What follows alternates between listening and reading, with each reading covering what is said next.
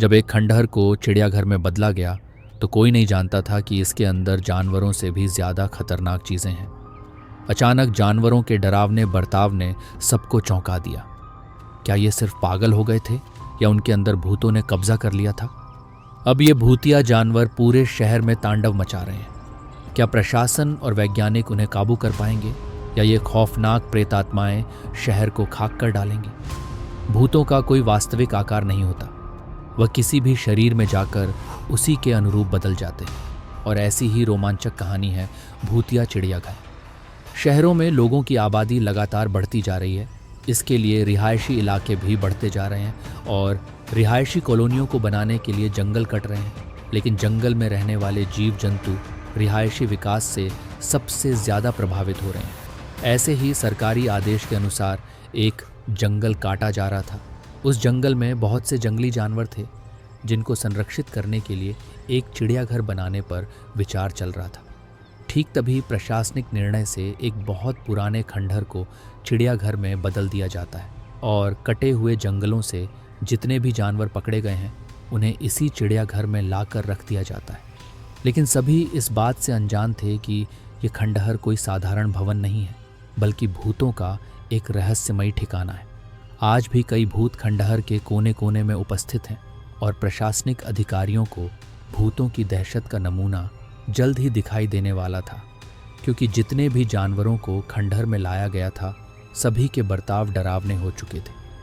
उनके पिंजड़े के करीब जाते ही वह जोर जोर से आवाज़ निकालने लगते।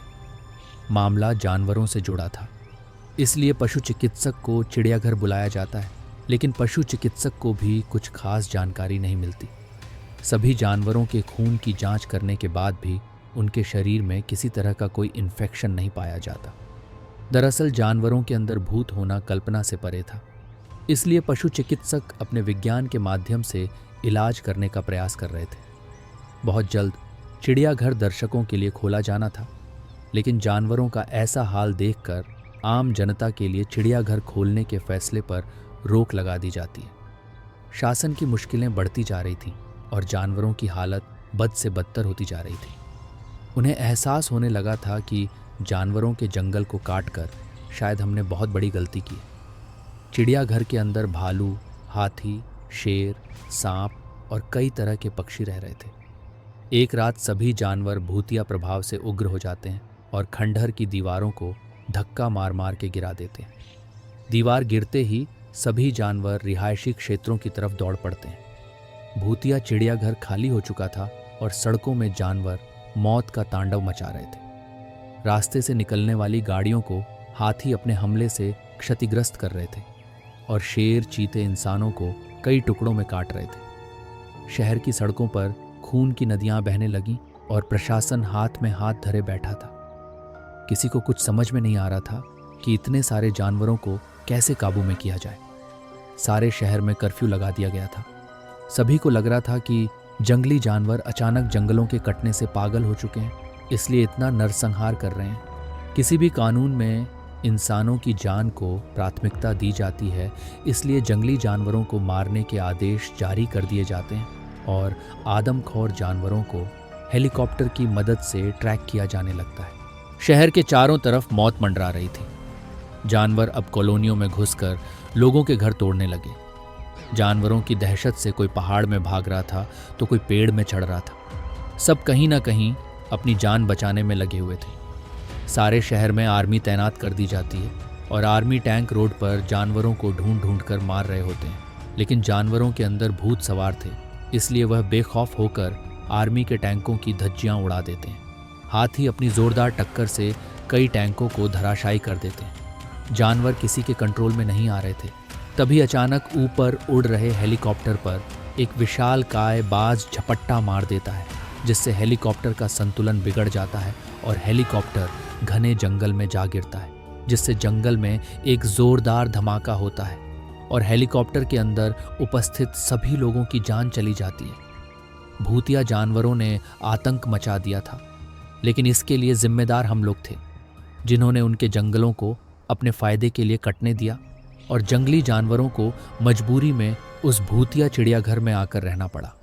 आर्मी की गोली से अचानक एक शेर मर जाता है, जिसे उठाकर अनुसंधान केंद्र लाया जाता है ताकि उसकी जांच से पता लगाया जा सके कि सभी जानवर किस वजह से ऐसा बर्ताव कर रहे थे।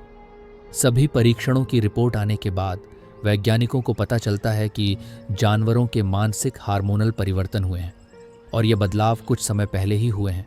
लेकिन ऐसा क्यों हुआ और जानवर ऐसा किस वजह से कर रहे थे, इसका पता खंडहर के अंदर ही चल सकता था। वैज्ञानिकों को खंडहर में कुछ संदेह उत्पन्न होता है, इसलिए वह जांच करने के लिए अपने यंत्रों के साथ उसी भूतिया चिड़ियाघर पहुंच जाते हैं और सारे खंडहर के कोने कोने की फ्रीक्वेंसी की जांच करते हैं। तब उन्हें अपने डिवाइस पर आत्माओं के होने के संकेत दिखाई देते हैं। वैज्ञानिकों को पता चल जाता है कि सभी जानवरों के शरीर को भूत प्रेतों ने कब्जा कर लिया है और अब भूत ही शहर में आतंक मचा रहे हैं। वैज्ञानिक प्रशासनिक अधिकारियों से मुलाकात करते हैं और बताते हैं कि सभी जानवरों के आदमखोर बनने की वजह भूतिया आत्माएं हैं जो कि उस खंडहर में मौजूद हैं। हमें जानवरों के अंदर से भूत निकालना होगा ताकि जानवरों को संरक्षित किया जा सके और शहर को श्मशान बनने से रोका जा सके। जानवरों को पकड़ने के लिए स्पेशल कमांडो की एक टीम बनाई जाती है जिन्हें कुछ खास हथियार दिए जाते हैं। कमांडो एक एक करके सभी जानवरों को बुलेट गन इंजेक्शन की मदद से काबू में कर लेते हैं, लेकिन मजबूरी में कुछ जानवरों को जान से मारना पड़ता है।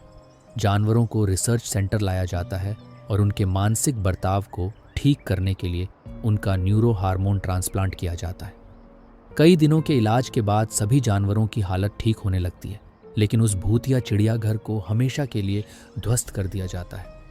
भूत केवल इंसानों को नहीं, जानवरों को भी क्षति पहुंचा सकते हैं। ये बात वैज्ञानिकों को समझ में आ चुकी थी और जानवरों के आतंक के खत्म होने के साथ ये कहानी भी समाप्त हो जाती है।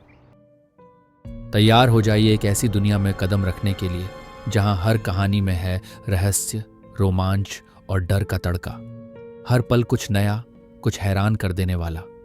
अगर आप भी जानना चाहते हैं क्या छुपा है इन अनकहे राजों के पीछे, तो सब्सक्राइब करना ना भूलें। अगला सफर आपको एक नए रहस्य के करीब ले जाएगा।